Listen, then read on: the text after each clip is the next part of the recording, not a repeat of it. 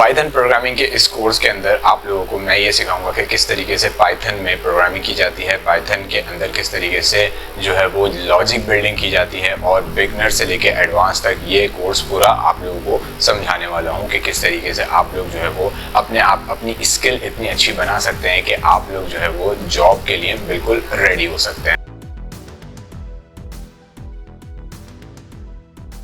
तो hello guys, कैसे हो आप लोग। और अभी तक हम लोगों ने काफ़ी सारी चीज़ें कर ली हैं पाइथन में, और अब इसके अंदर इतनी सारी चीज़ें हैं कि मैं आपको बता नहीं सकता। और मैं आपको एक एक चीज़ मैं आपको लेके चल रहा हूँ कि यार छोटी से छोटी चीज़ जो कि इम्पॉर्टेंट हो, जो कि मिस ना हो, वो मैं आपको करवाने की कोशिश कर रहा हूँ। और इवन मैं आपको ये तक इसमें करवाने की कोशिश कर रहा हूँ कि यार जो जो क्वेश्चंस पूछे जाते हैं इंटरव्यू के दौरान, कि जो पाइथन की जैसे आप अगर जॉब के लिए जाते हैं तो वो क्वेश्चंस भी जो है मैं आपसे आपको साथ साथ बताते जा रहा हूँ कि इसमें ये क्वेश्चन आ सकता है। तो यार आप लोग जो है वो इसको जितना ज़्यादा जो है आप इसकी प्रैक्टिस कर सकते हैं आप प्रैक्टिस करें। ठीक हो गया। तो आज जो है मैं आपको बताने वाला हूँ कि किस तरीके से हम जो है वो ये आइडेंटिफाई करते हैं, या हमें ये कैसे पता चलता है कि यार कौन सा वेरिएबल जो है वो लोकल वेरिएबल है और कौन सा वेरिएबल जो है वो ग्लोबल वेरिएबल है। ठीक है, तो लोकल और ग्लोबल का बीच का फ़र्क जो है वो आज हम जानेंगे इसके अंदर। और हमने जो है वो विजुअल स्टूडियो कोड जो है वो खोल के रखा हुआ है मैंने।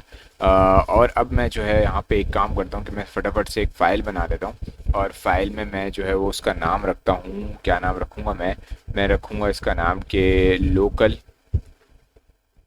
Versus global.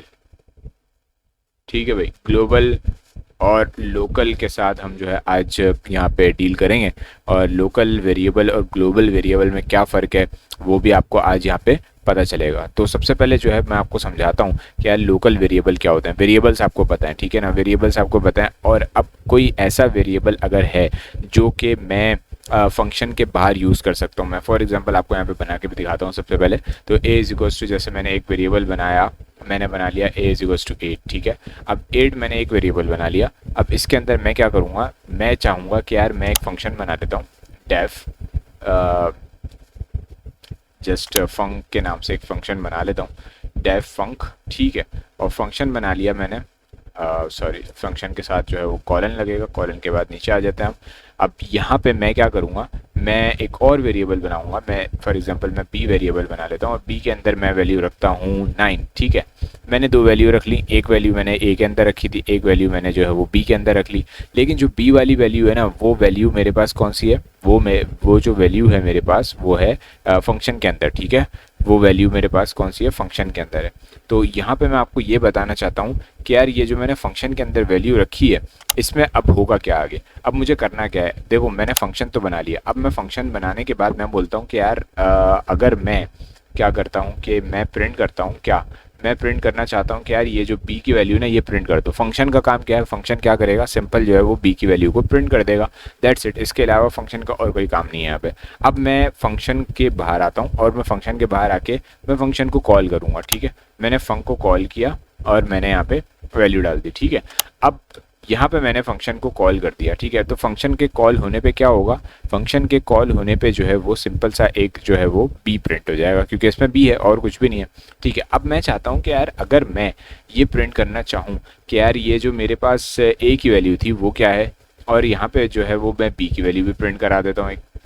ठीक है, मैंने a और b की वैल्यू को अलग से यहाँ पे प्रिंट करवा दिया। तो अब आप यहाँ पे देखो, यहाँ पे आप देख रहे हो कि इसने ना एक एरर थ्रो कर दिया। ठीक है, इसने एरर क्यों थ्रो कर दिया, ये बोलेगा कि भाई यार ये जो आप b की बात कर रहे हो, b is not defined, b तो बना हुआ ही नहीं है।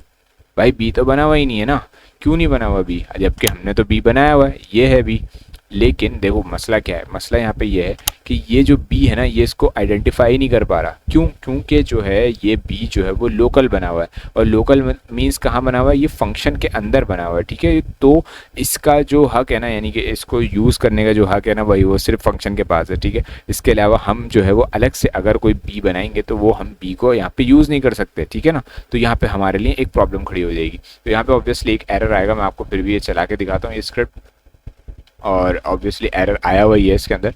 तो जब हम ये इसको चलाएंगे तो आप ये देखो, पहले तो इसने 9 प्रिंट कर दिया। ठीक है, जो कि फंक्शन का था, ठीक है। फिर उसके बाद 8 प्रिंट किया जो कि ऊपर यहाँ पे मेरे पास ये जो ग्लोबल ए वेरिएबल बना हुआ है इसके अंदर का था, ठीक है। बाकी उसने एरर थ्रो कर दिया, ऑब्वियसली यहाँ पे तो एक एरर थ्रो होगा ही होगा, ठीक है ना, क्योंकि जो है वो ये जो बी वेरिएबल है ये अलग से बनाया हुआ है हमने, ठीक है ना। अच्छा, अब हम जो है वो आगे नेक्स्ट मूव करते हैं। अब नेक्स्ट जो है वो हमें क्या करना है वो मैं आपको बताता हूँ। अच्छा गाइज, अब आपने ना मेरी बात गौर से सुननी है, ठीक है। मैं आपको यहाँ पे बताना चाहता हूँ कि यार देखो, ये तो मेरे पास एक एरर दे रहा था, इसको मैं एक काम करता हूँ, इसको तो मैं साइड पे कर देता हूँ, क्योंकि हमारे पास अभी यहाँ पे क्या है, एक मैंने आपको समझाया था कि ये फंक्शन के अंदर है, ठीक है। तो ये लोकल है हमारे पास, ये लोकल वेरिएबल है। अब मैं ये चाहता हूँ कि यार देखो, मैं चाहता हूँ कि अगर मैं यहाँ पे फॉर एग्जाम्पल मैंने यहाँ पे क्या कर दिया मैं यहाँ पे एक ए ले लेता हूँ, ठीक है। मैं एक ए ले लेता हूँ और ए की वैल्यू मैं डाल देता हूँ फॉर एग्जांपल 7 कर दिया मैंने ए की वैल्यू में, ठीक है। और अब मैं यहाँ पे मैंने तो एक जगह पे ए प्रिंट किया और एक तो बी वहाँ से प्रिंट होके आ जाएगा जो कि फंक्शन में होगा, ठीक है। तो अब मैं एक काम करता हूँ आपके सामने, अब मैं आपको चला के दिखाता हूँ। तो आपके ख्याल में यहाँ पे कौन सा ए ये लेगा? क्या ये वाला ए पिक करेगा? क्या ये वाला ए पिक करेगा? तो आपने मुझे जो है वो ज़रूर बताना है। अगर आपकी इतनी अंडरस्टैंडिंग हो गई तो आपको ये चीज़ समझ में आ जाएगी कि यहाँ पे कौन सा वाला ए प्रिंट होगा, ठीक है। तो अब आप देखो, इसने जो है वो इसको ले लिया, यानी कि उसने ऊपर वाली जो फंक्शन के बाहर जो ए मौजूद था उसने उसको उठाया जो कि 8 है, ठीक है। उसने इसको उठा लिया और जो 9 है वो मेरे पास यहाँ पे बी के अंदर है, ठीक है ना। तो इसने जो है वो यहाँ पे जो मैंने ए के अंदर 7 डाला हुआ था उसने उसको देखा तक नहीं, उसने कहा कि उसने कुछ भी नहीं करा उसको, और फिर उसने साइड कर दिया, यानी कि उसने इसको इग्नोर मार दिया, ठीक है। अब मैं चाहता हूँ फॉर एग्जाम्पल कि यार देखो, ये एक मेरे लिए एक समझ लो एक तरह से एक प्रॉब्लम है, ठीक है। मैं चाहता हूँ कि यार देखो, क्योंकि ऊपर भी एक वेरिएबल बना हुआ है और नीचे भी एक वेरिएबल बना हुआ है, तो इसको जो है ना, ये वाला जो वेरिएबल है ना, इसको हम कह सकते हैं कि यार है वो इस वेरिएबल को क्या बोलूँगा मैं, इस वेरिएबल को जो है वो करना चाहता हूँ कि यार ये ग्लोबल वेरिएबल है, ग्लोबल वेरिएबल मैं लिख देता हूँ यहाँ पे, ग्लोबल वेरिएबल है भाई ये, ठीक है। ओके, तो ये मेरे पास जो है वो ग्लोबल वेरिएबल है, जो कि मैं क्या करना चाह रहा हूँ कि यार इसकी वैल्यू जो है ना वो नॉर्मली यहाँ पे यूज़ हो रही है। मैं चाह रहा हूँ कि नहीं यार, इसकी वैल्यू यूज़ ना हो। मैं जो है वो यहाँ पे क्या करना चाहता हूँ कि यार इसके अंदर जो मैंने फंक्शन के अंदर मैंने जो ए की वैल्यू 7 डाली है ना, ये वाली वैल्यू आनी चाहिए। तो मैं उसके लिए क्या करूँगा, मैं उसके लिए यहाँ पे एक ग्लोबल का कीवर्ड यूज़ करूँगा और मैं बोलूँगा कि भाई ये जो एक्स है ना, एक्स कह रहा हूँ मैं, ए जो है ना, इसको जो है आप क्या कर दो, इसको जो है वो ग्लोबल बना दो। यानी कि अब ये वैल्यू ग्लोबल नहीं रही, अब जो है वो ये वाली वैल्यू, यानी कि ए जो है, ये वाला ए जो है वो ग्लोबल हो चुका है, ठीक है ना। अभी मैं आपको ये चेक करा देता हूँ। तो ये आप देखो, इसने अब जो है वो 7 को उठाया और 9 को उठाया। तो यार ये देखो, ये होता है ग्लोबल और लोकल का फ़र्क, ठीक है। तो लोकल वेरिएबल्स क्या होते हैं और ग्लोबल वेरिएबल्स क्या होते हैं, अब आपको समझ में आ गया होगा आई गेस, और आप लोग समझदार हो तो आई गेस आप लोग जो है वो इस चीज़ को ईजिली समझ पाओगे और समझ चुके होगे। फिर भी अगर आपको इसका फ़र्क समझ नहीं आया तो आप जो है वो वीडियो को दोबारा देखना, और मैं आपको यहाँ पे एक बार और एक्सप्लेन कर देता हूँ। मुझे लगता है कि एक बार एक्सप्लेन करने की ज़रूरत है। ओके, तो सबसे पहले हमने जो है ना वो एक सिंपल सा एक वेरिएबल बना लिया था जिसको हम ए रखा था, हमने ए की वैल्यू 8 रखी थी, और फिर हमने एक फंक्शन बनाया था।